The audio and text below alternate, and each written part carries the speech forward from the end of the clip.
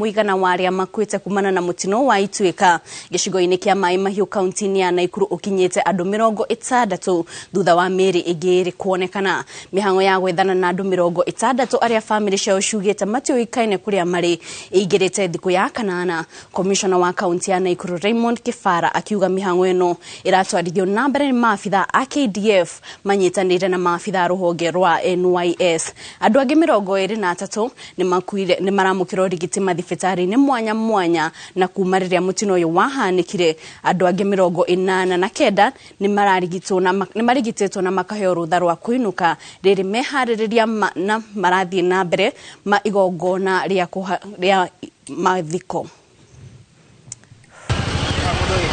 Tuliona majukumu yetu ya sisi national government and the county government we required more machines, na wale wakaja kutusaidia na kazi sasa ya kufanya search inaendelea. Kwa wakati huu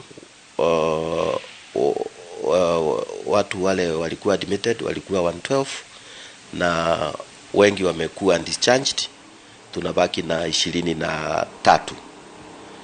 So tumekuwa tukifuatilia hiyo stretch ya hiyo maji venye iliteremuka. We have a stretch of like 24 kilometers going downstream to Narok.